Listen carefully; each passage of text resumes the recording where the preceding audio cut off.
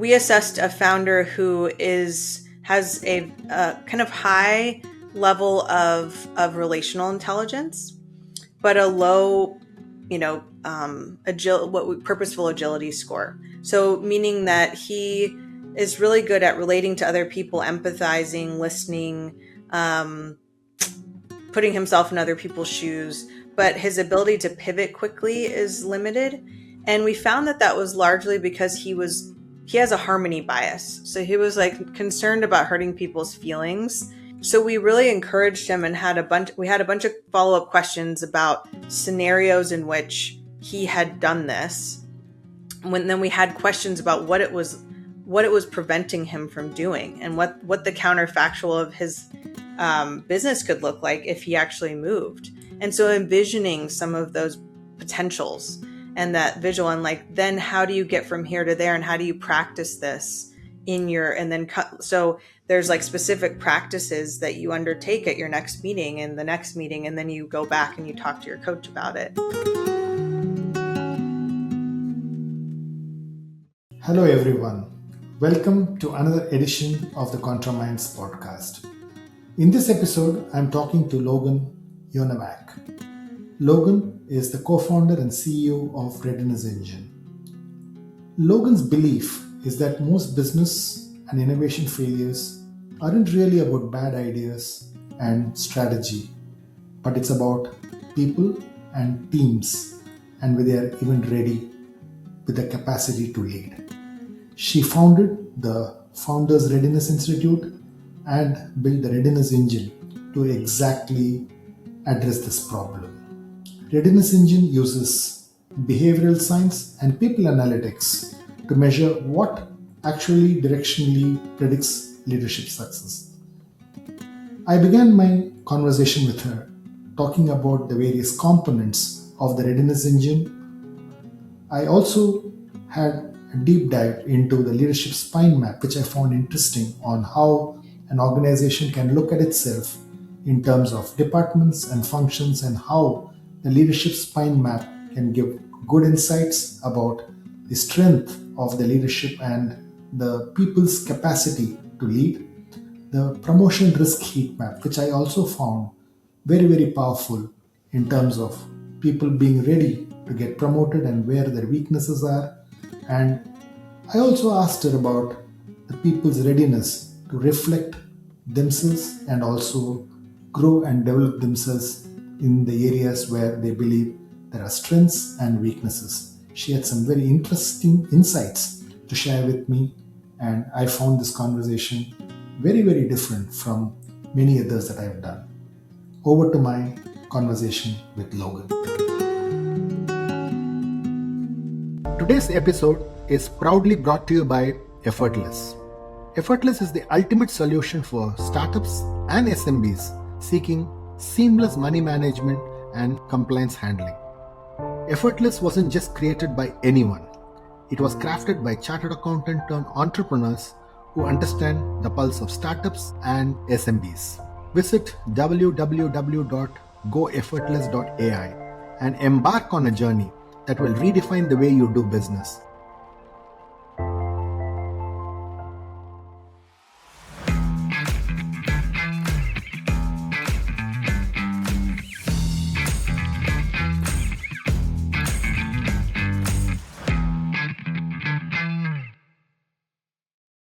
Logan, I wanted to kick off our conversation with something that I found really, really interesting in your profile and in the work that you're doing.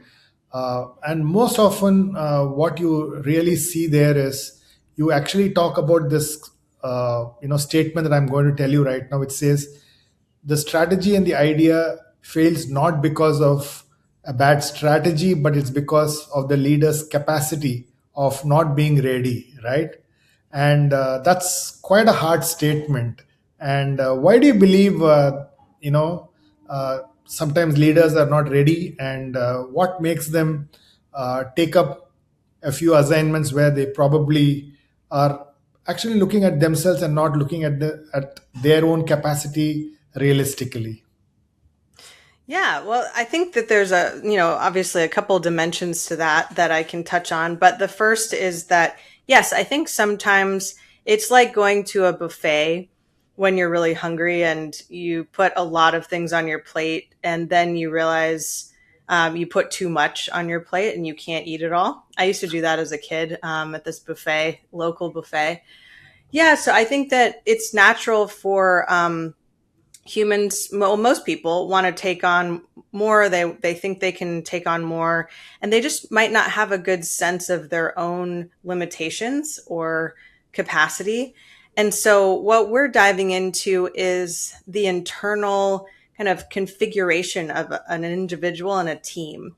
And you're limited by things like emotional resilience. Maybe you haven't built up good systems for yourself to handle stress, for instance.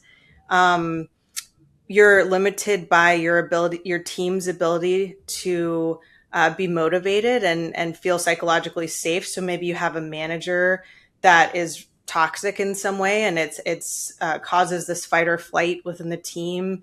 Um, and you can also be limited by your ability to hold strategic concepts all at once and that's just could take practice. Sometimes people are just not naturally attuned to multidimensional thinking, or they've just been used to doing certain types of jobs and they don't really understand what it's going to take in terms of complexity.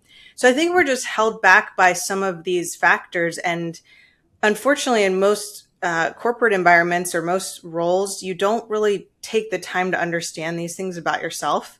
And so I think it behooves managers, it behooves leaders to think more critically about these factors in weighing whether a team can execute, whether an individual can take on a role. So those are some of the things that we measure and think about all the time. Nice. And I can see that you started off as a Founders Readiness Institute, and now you have the Readiness Engine. So Yeah. what's really the idea and the vision behind this transition? Yeah, that's a great question. I mean, startups like ourselves, we pivot often, right? I mean, that's part of the nature of listening to the market. And I think my original idea, business idea, and my co-founders was to offer an assessment or set of tools for the founders that are starting companies, going 0 to 1, or just the early stages of a company, and for the venture capitalists and early stage investors who support them and who deploy capital. What we found is just that our platform is widely applicable to many different settings, and so we have a very customizable platform, and that's why we decided that this was more interesting to think about. In many innovation settings, it's more about, are teams ready to innovate? Like, how can you assess people's readiness to innovate? And I think when we have a better understanding of our team's capacity and leadership capacity, we'll have better innovation outcomes overall. So that doesn't just have to be limited to startups, essentially. Nice. Do you see a difference between people in a corporate setting being not ready and founders not being ready? And how do you see the difference? You must have studied a lot of people, and some of them want to be entrepreneurs, they become founders, and from what I can see in your reports and the studies that you seem to have done, the founders may not be ready to be a founder, right? And you also provide this as an insight to investors. So do you see a difference between corporate executives or leaders not being ready and founders not being ready? How do you see the components or the elements different from both of them? Yeah, I mean, I definitely, I don't have, you know, I don't have a lot of quantitative data around this yet. We are doing a lot of work to evaluate some of the trends in leaders and some of the outcomes. Like, for example, we're looking at a body of work, publicly available data, looking at Y Combinator and Techstars founders and founding teams to determine their developmental capacity and some of the outcomes they've seen, whether it's follow-on funding or an exit. So we are looking deeply into this. But what I would say from my own experience and then diving into this space is that it's, having a lower level of development doesn't necessarily mean that that you're not competent or that you're not capable. It just means that you might not be ready for a specific role. So I would say that just starting with the startup founders, I think a lot of people have a misconception of what being a startup founder is, anywhere from like being disgruntled with corporate America or, corporate, not just corporate America, but just being disgruntled working for other people, to having a personality that is very focused on achievement and outcomes, and then a lot of risk aversion. So I think those elements are important, but not sufficient all the time. Certainly, we see outliers of people who have they almost seem like they're on the edge of burnout all the time. But typically, there's a number of things you need in order to be successful as a startup founder. And this is what we did dig into the data before creating our assessment tool. We looked at 300 research studies and picked out these 6 constructs because they showed positive correlations with startup outcomes. So I think one of the main things is coachability. So someone's ability to take in strategic feedback.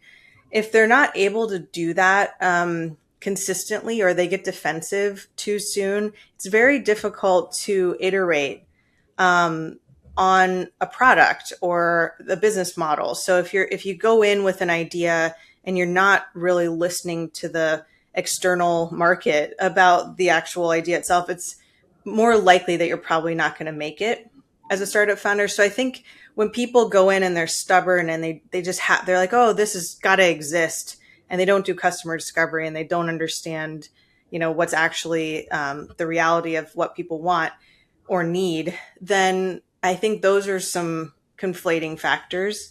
And then in corporate America, I would say, so coachability and the ability to pivot quickly while holding the goal in mind. So I think you have to be able to pivot as a startup founder, and that's related to coachability. So you want to make sure that when new information comes in, you can say, hey, this isn't working. Let's move over here, but we're still focused on this goal. And then the last piece, while there are others, I think the last piece on the startup founder side that I think is really interesting is this strategic complexity. So being a startup founder, you kind of have to play all these different, especially in the 0 to 1 phase, you're playing a lot of different roles at once. And so especially now with AI, while it augments and can enhance your ability to do work, you still have to have a lot of critical thinking to know how to take the information and do something meaningful with it. So holding a bunch of different concepts in place at once objectively is a very important ability. And so that's why we test for that. I hate the word test, but that's why we measure for that. And then I think on the corporate side, you do see people, I think in general, in innovation roles, I think that you tend to see a little bit more crossover with startup founders. But I think that in the corporate settings, there's a little bit less maybe risk tolerance. People want to be a little, more comfortable in their roles, and you don't have to necessarily take on so much risk yourself. I think the risk is more distributed. And so, and I would say the ability to pivot quickly is while important, it's probably less important, because depending on the size of your company, you might not need to. So those are some of the things we see differences in, I would say. But again, I think what we're trying to articulate is know yourself a bit more before you choose a role, and know what that role is going to take in terms of some of these factors, and make that part of the decision-making process instead of just looking at the job function and saying, that sounds good, but am I really ready for that? Am I really ready? So how are people taking it? Because I really read one interesting thing in your report where there is, what I call as a confirmation bias, and then there is an affinity bias, right? So therefore, my ability to assess myself honestly, okay, is a very big, uh, I would say, risk, because Yeah. it's a very very hard, uh, I would say, uh, analysis about myself when I'm looking at the mirror and saying, am I assessing myself honestly? So how are companies taking it? Because when you get in there, one of the challenges is some of them have already become functional heads or business heads, and you are actually talking about these people not ready even for their current role, right? So therefore, how do you really handle somebody who is probably not ready for the current role, and somebody who is probably not ready for the role that they're being promoted for? So how do you prepare them, and how do people take it?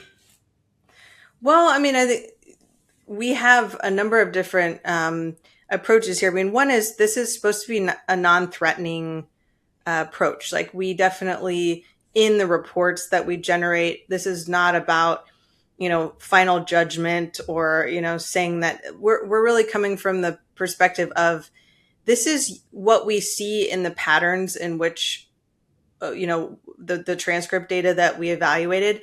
You're probably in this range. We always say put it in a range. Your best day, you're going to behave more like this, and your worst day is you're gonna behave more like this.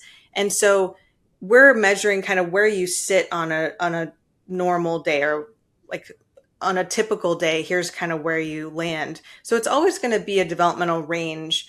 And then I think one of the most exciting things about what we offer is really clear next steps for how to get to that next level. And Hmm. so one would hope that the person who takes this is coachable enough that they're willing to continue to grow. And so but a lot of what we thought about initially in designing these instruments is that it's a lot about incentives. So startup founders, I haven't seen a lot of startup founders come to us voluntarily. A lot of what, it's mostly the VCs or investors kind of requiring them to undergo this. And it's not a judgment of anyone. It just, I think, people are busy, and it's often rare for someone to maybe seek advice or counsel. If they don't think they need it, or they haven't thought about some of these considerations. So to me, it's about incentives. So a lot of what we've built into our engagements is working with companies where they're requiring their employees to take this as part of learning and development, or as a part of a promotional process. To me, also, there's the dimension of, like, especially in hiring, people will, most people are amenable to it, but we've received, like, we just did some work with Stanford, and there was a fellowship we were helping them as part of their evaluation process, and several people declined to take it. It was you could decline to take it, and it wouldn't affect your position, but it was interesting that several people declined to take it because some people have religious beliefs, they don't want to be on camera. There's a variety of reasons people don't want to take it, but when people don't want to take it for the most part, and there's a fear, I feel like that's interesting information. Um, so as like a hiring manager, you're always being judged in some way by people. And Hmm. I would prefer to put my best foot forward and have a better understanding of, like, what I'm being measured on, rather than just someone's subjective opinion of whether I'm going to fit in with the culture. So it seems to me like a more objective way to make hiring decisions. So I find it interesting when people are afraid to take it. Interesting. Talk to me a little bit about the components of the readiness engine. I see that there are, there's an internal operating system, there is coaching, there is resilience, there is adaptive capacity. Talk to me a little bit about these elements and why these elements are important in the leaders being ready for whatever role that they are taking. Sure. So like I said, we looked at about 300 research papers. We looked at more, but the 300 we chose were had dimensions of the constructs that we chose for the founders, and we chose these constructs for high pressure, highly complex roles. And like I said, we're applying them to other innovation circumstances. But in the beginning, that's what we were kind of double clicking on. So yeah, I think fundamental, and this has been validated by many independent investors, is coachability. I think when someone's open-minded, and in business school and in a lot of business training, it's like, do you have a fixed or growth mindset? To me, that equates with coachability. Like, how open are you to adapting your own identity?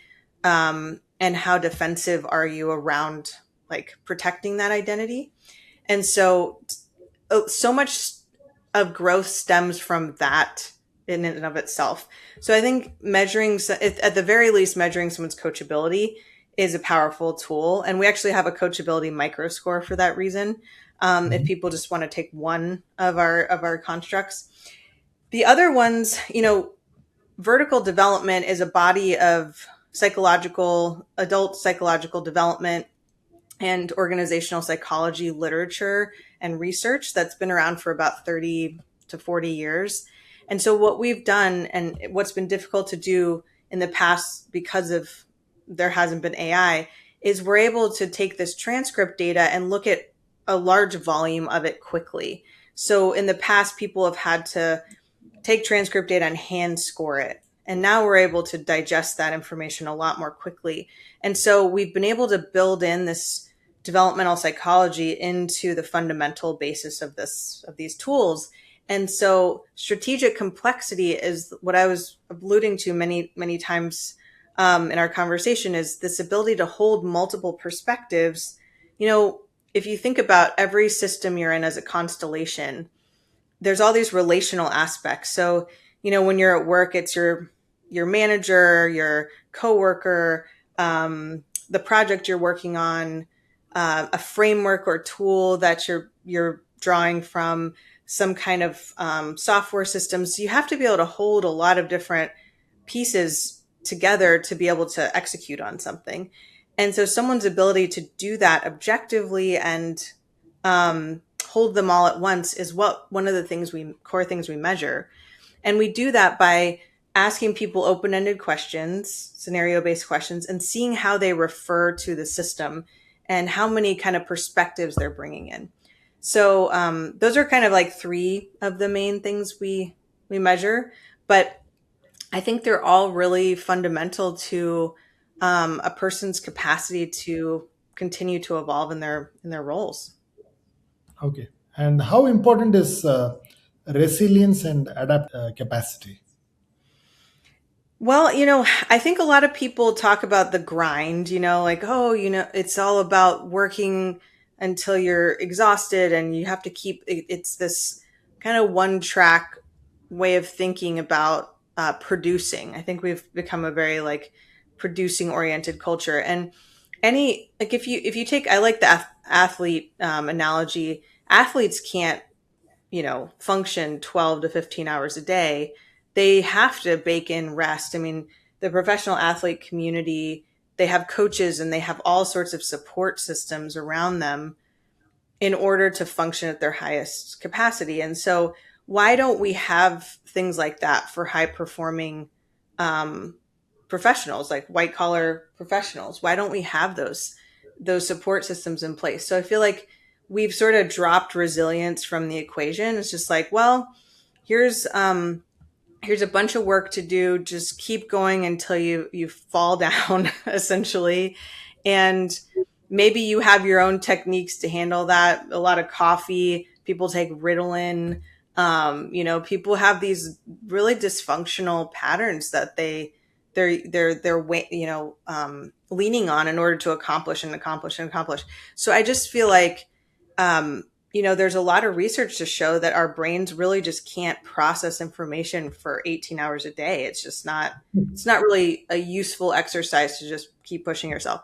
So how do we bake in breathing exercises or pauses in the day or coaching or exercise, or how do we get systems in place so that we're not having to work 18 hours a day? Um, so I think the culture of that really needs to change, and we ask people questions about how they've set up systems for themselves to be resilient. Okay. And talk to me a little bit about the leadership spine map. I found that very interesting. So in an organization, how do you really apply the leadership spine map, and what do you really discover out of the leadership spine map? Well, I think the idea there is that there is this backbone to being able to function at your highest self, at your highest version. I mean, this is what we've built is a lot about self-actualization. Maybe people have been exposed to like Maslow's hierarchy of needs, or the process of self-actualizing. We're kind of making that more explicit, in work environments, if you will. And so there's this, like your vertebrae need to align in order for you to have, ergonomic posture and for your body to function properly. And so you really need these foundational pieces of the spine in order to be able to function at your highest. So I think we liked the word spine because it's so, you think about just like how much your back is fundamental to, yeah, your posture and your well-being. And so that was kind of the analogy we drew. But yeah, I would say that these are just building blocks. And these are all vertebrae that we need in order to like really hold ourselves up and be functional. So, therefore, when I look at the leadership spine map, really, there are multiple departments and multiple functions in a company. And some parts of those functions, the spine is probably not robust, they're Hmm. not strong enough. And in some parts, they are strong enough. But organizationally, maybe the spine is a little weak, but certain spines in the functions and department might be strong. Then how do you really bring them together? So I'm a company, I really look at the leadership spine map. I see that two divisions or two departments have a strong spine map, but two departments don't have a spine map. So then how do you really solve that problem? Yeah, I mean, that's where I think you need the coaching piece where, where you develop a developmental trajectory for the individual or team. I mean, that's when you need intervention. I think the ideal is I mean, I imagine scenarios in corporate settings or businesses where people have been thinking about this from the beginning. So, like, teams are constructed with this leadership's kind of spine in mind. And so there's always going to be tweaks you need to make, but fundamentally you have a team that is aligned, that, overlaps in their skills and their abilities, and they're working towards their highest good, right? Or their highest self. That's obviously not happening in many, many settings. So you're kind of coming in the middle of something, or something's already broken. Well, I mean, just like anything, there are intervention strategies, and you have to kind of use tools to assess whether or not it's fixable, or whether or not like the people are coachable and they're willing to shift. And I think that's why you do a diagnosis of something, or why you assess something, so that you have a better sense of how to intervene. I think a lot of the cultural shifts that are attempted in corporate environments are very superficial. It's like, oh, let's give everybody, um, a boost with like Bagel Friday, or like we need to have people buddy up with a mentor. And it's fine. I mean, it's good that people have at least something to generate culture. And I'm not denigrating. Some companies are very sophisticated with this, but for the most part, I don't think we're getting underneath Hmm. enough. I don't think we're going under the iceberg. Um, Carl Jung, a famous, the Yeah. father of psychotherapy in the US. Well, he was Swiss, but, he really talked a lot about the conscious mind being the tip of the iceberg.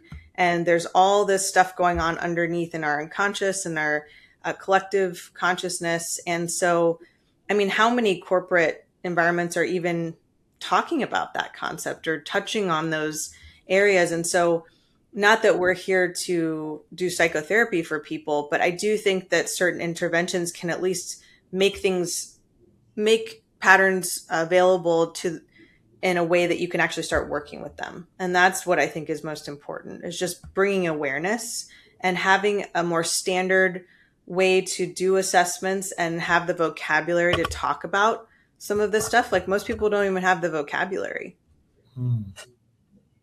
So when I look at some of the elements of the readiness engine, what I find interesting is the internal operating system and your ability to be, conscious about it. Like just now, what you said, uh, can this be cultivated or has it to be emergent in the person? What has been your experience? Well, I find that most people are open to some sort of change. I think what's lacking is a roadmap. I think it's like any other set of skills. Like there's a bit of a bell curve, and some people are really, really self-aware and focus on self-actualization and growth for whatever reasons. And then most people are kind of in the middle, and there's people who are extremely reluctant to affect any change, or they think of themselves as static, which is bizarre to me, but I've definitely encountered people like that. So that's why the coachability micro score is fascinating, because it's like you get to see where people land on that spectrum. And but I would say that it's, for the most part, people are generally willing to entertain opportunities to change, but I don't think we're giving people enough concrete ways to do that. And left to their own devices, they're busy, they're doing other things, they might have kids, they're trying to just do their daily tasks, get the laundry done, get the grocery shopping done. So I think that's why we have ways to climb the mountain. Like we need guides for the most part in order to help us up the mountain. And so many people are going to stay at base camp, but the ones who want to go up the mountain, then you have a clear kind of way to do that, and people who've done it before. So how do you really guide them? So if you can share some example of, you don't have to name, it can be confidential stuff, but if you were to give me a example of how do you really guide them? So it's almost like, saying that, okay, I found this gap. This is how I want to guide this person. So how do you go about guiding the person? Well, I think it depends on where they're starting from. A lot of it is asking initial questions. So a lot of it's getting people to ask themselves questions. When you're on a sales call, one of the most powerful things you can do is get someone to articulate how much it's going to cost them to not use your tool, like what their current strategy is costing them. So I think getting people to verbalize where they're at and what it's costing them is really powerful. And that's why that self-reflection, like not prescribing, but sort of inviting people to start self-reflecting with the right language and non-threatening language, is really the most powerful starting point. So, we ask people to ask themselves specific questions. So we usually give people 3 developmental pathway kind of roadmaps for, depending on where they land in their assessment. So for instance, someone with like a mid-level relational intelligence score. So there was a founder that we worked with who, I'll give a concrete example. I think it's a lot easier when people to do that.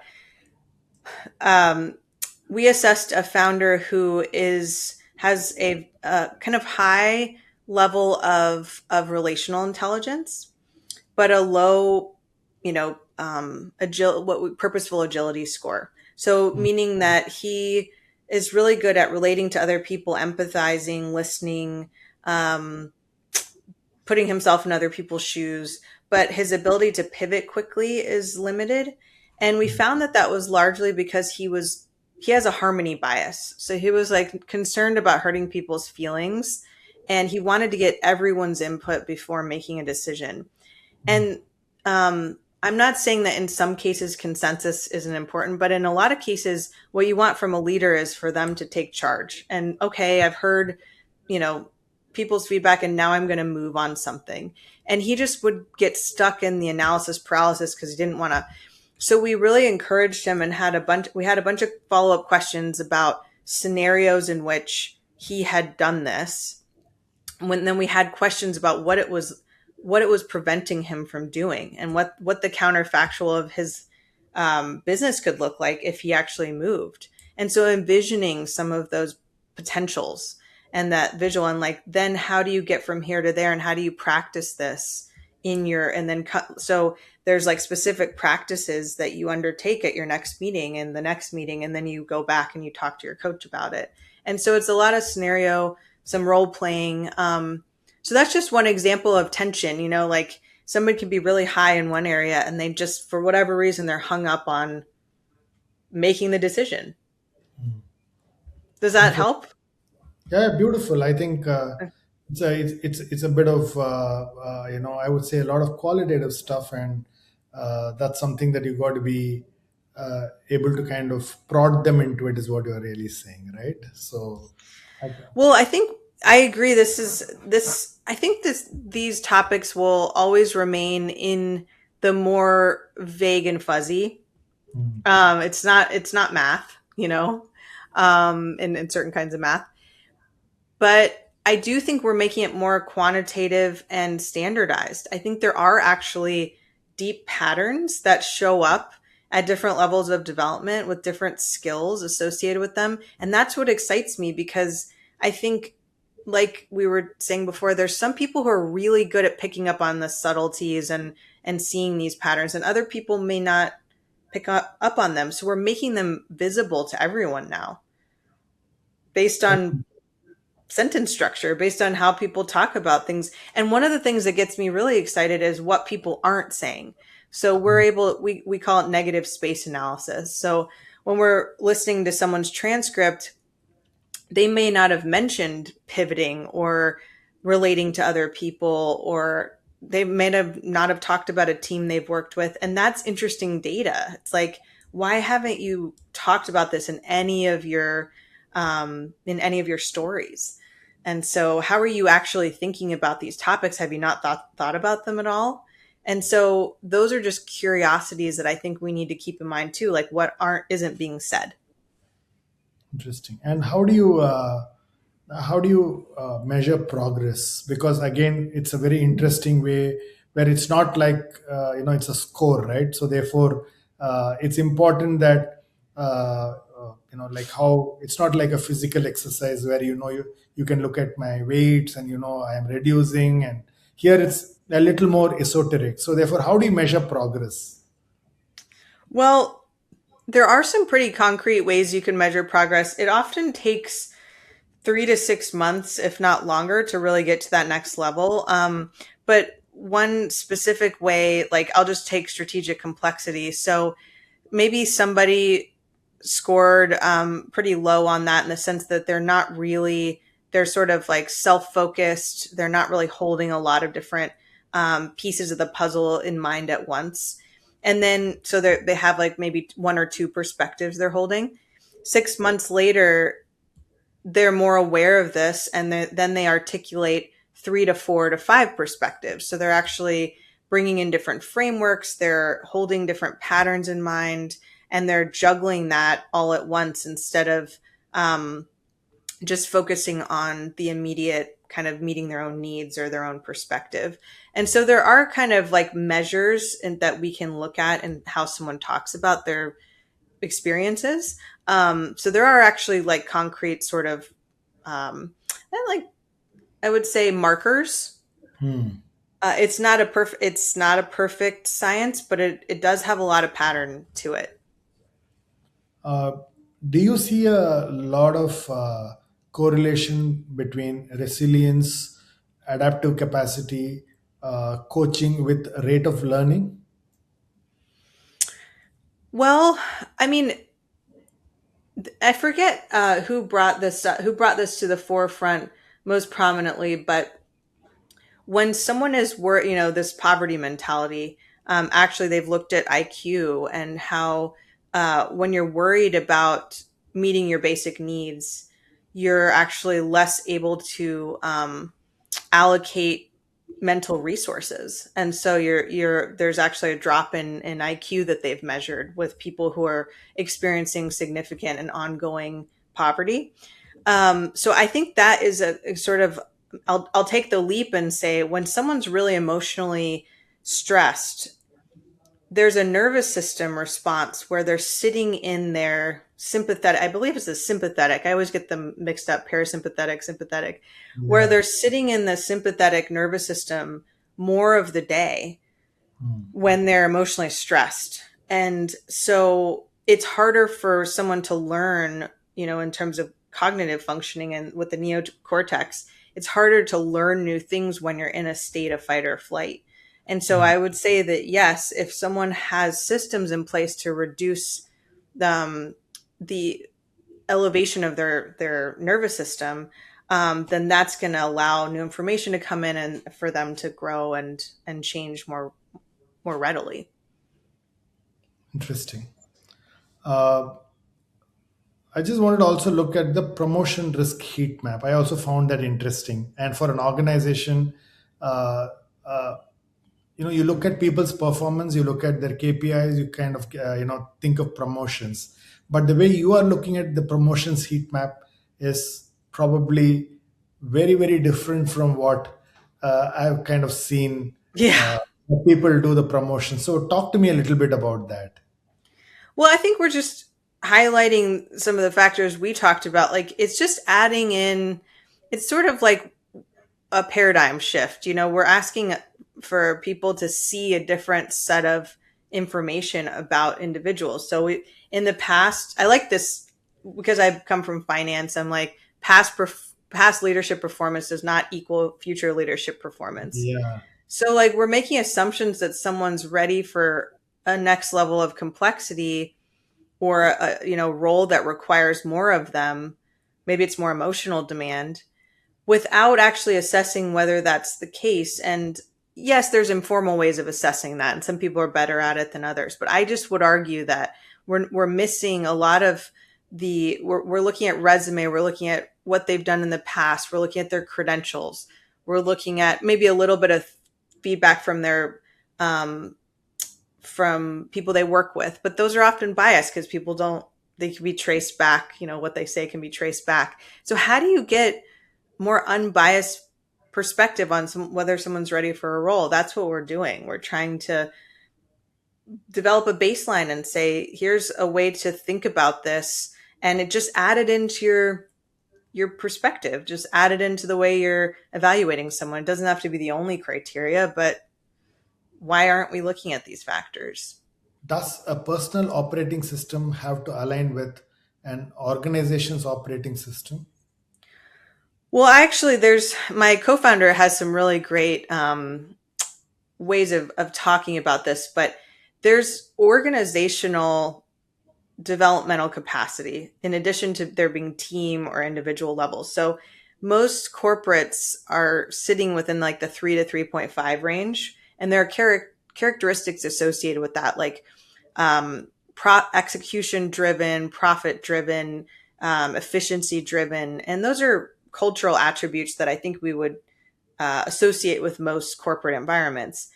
Often, when people maybe have like a personal revelation or they start to get disgruntled with their corporate setting, it's because they're actually developing past their kind of immediate environment. And so they might not be aware of these factors in the way that we're talking about them, but there's something in them that's wanting to grow and maybe have a bigger impact. So I think the impact investing community is an attempt at thinking more broadly and widening the aperture about what investing means, for instance. So we're thinking more about the environment and about society and other impacts that besides just having a profit or returning capital. So I think these are people who in the finance community sort of evolved and said, hey, why aren't we thinking more in a more complex way about the ecosystem we're in? And why can't finance service some of these other outcomes? So that's like an example of things evolving at a bigger scale instead of just the individual or team. So therefore, the organization, the person outgrows the organization's operating system is what really. Yeah, yeah. I think it happens. And I've met plenty of people who just couldn't, they just couldn't take their corporate culture anymore. Just they felt like they wanted to grow past that and they needed to find a new opportunity. And that's a lot of times what leads people to start companies. Yeah. uh, how open are organizations to take up a concept like this, because they are used to the traditional assessment methods, right? Because they are all standard cookie cutter kind of methods. How do I hire? There is a set of attributes. Then if I want to promote, I have a certain set of attributes. Okay, suddenly you're coming in and actually disrupting it, right, in a way. Do you see a certain set of organizations being open to this in their, I would say, maturity and growth, or do you see, established organizations not open, or new industry kind of organizations open? What are you seeing as the market reality? I don't think we have enough data on that yet. I mean, we can go through and use external markers to actually like pinpoint where a culture is. And we want to do some of that work. We haven't done it yet, but you can sort of evaluate a company culture in an aggregate way, like I was talking about before. So that's exciting, and I would like to do more of it. We haven't done that yet. What we've been reliant on is our team and our contacts, and typically, because most of us have, this isn't an ego response, but we've scored pretty high on the assessment. We tend to attract people who are also at those levels. I think that's just an intuitive kind of experience we're having. So we're looking for people within companies that have a higher level of development who see the value of this. And yes, I've run into plenty of, like, in the venture capital community, there's been a lot of resistance towards these tools. And so I have seen resistance come up for various reasons, and ego can be a lot of it. Like, hey, I'm already good at this. I don't need any more information. We've got a good process. So I just try to move on respectfully when those things happen. So Interesting. So, if I were a early beginner in my career, and I was looking at the readiness engine, what would your advice be to me to prepare myself for the next decade or so? What are the things that I should uh, have in my uh, elements that I need to work on from whatever research that you have seen? Can you tell me two or three things that I believe you believe are really important? yeah, I mean, I think if you're early in your career, it's remain open and coachable. Like, I think young people tend to be more coachable and open-minded to begin with. So usually that's not as big of an issue. But I think laying the foundation for personal resilience early on, like having habits and practices that aren't just about um, grinding, and the grind culture, and remembering that. And I think younger generations are more, there's been a pushback in terms of working 100 hours a week, and you know older generations are in some ways frustrated with like Gen Z and such about like their work habits. But I think that there is a kind of evolution happening of young people pushing back on the extreme kind of work culture, at least in the US. So I think building in practices, whether it's a breathing or yoga or meditation or some combination of those things, where when you're getting stressed and overwhelmed, you have tools to deal with that. Yeah, I think those would be two things I would say. So, do you think resilience and patience for them is more important, because sometimes organizations move slower than what they Oh yeah. believe. Therefore, is patience also, do you think, is important? For sure. I mean, I have to remind myself of that all the time. I feel like things always move slower than I want. but yeah, I think that you have to, that's mindfulness practice, and really staying present with the moment, which is all we ever really have. But you have to come to that on your own and understand, like, you have to just enjoy the process itself and remind yourself to of that, because if you think too far in the future all the time, yeah, you're losing sight of the now, and that's really is all we have. And if I were in the mid stage of my career, uh, would maybe you would have learned patience a bit. Maybe coachability, as you rightly said, is important. Is there any other component that comes to your mind if I'm in the mid stage of my career that you think I should focus on? Well, I think this idea of strategic complexity, like, especially as leaders, I think often there's a bit of, in marriages, often there's a joke about like women wanting men to be mind readers. I think that sometimes as leaders, we forget to share our thought process with those we're working with. Like, we kind of expect them to just um, accept what we're telling them, or not really explaining and pinpointing the frameworks we're drawing on or the assumptions we're making. So I think that would help a lot of leaders smooth out their relationships with those they work with by just being more explicit about, here's kind of where I'm at, here's how I inform this decision, these are the kinds of complexities that I'm working with, and just voicing those. I think just being more transparent with our mental constructs and our thought process, and that would help a lot. And if I was a senior leader, what do you see as the challenge with AI and industries getting disrupted? What are the what aspects of the readiness engine components that I should put my focus on? Well, I think we're seeing that, yesterday, and I'm using this in a kind of proverbial way. Yesterday, a lot of the job functions were kind of rote and more, like, less complex. They were just functions that more people did, but that now AI can do. Um, Things like, basic, I hate to call out specific roles, but like basic bookkeeping or certain legal analyses, things at the junior level are being kind of gutted from the system because AI can really do that. So you want leaders who are able to handle complexity and pressure, and who can sit down at the computer and talk to Claude in four different dimensions and evaluate whether what AI is producing is a meaningful input to the work.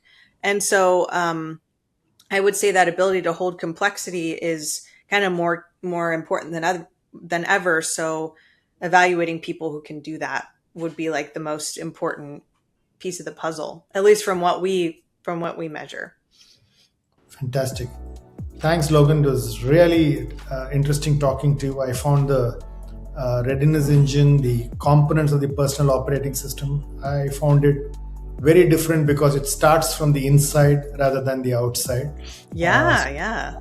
So I thought that was very interesting. That's the reason I thought we must have a conversation, because my belief is also pretty similar in terms of the alignment between the inside and the outside really takes you to a different level in terms of aspirations and drive. And that, I think, is something that I found interesting in the reports that you shared, and the examples that you had shared in my earlier conversation. So it's a very interesting journey that you're taking, and I see this as very critical because work styles are changing, the type of work is changing, the way industries are changing. I believe this can be an interesting, I would say, pathway for people to look at. So lovely talking to you, and Thank you so much for having me. Thanks for taking time and talking to me.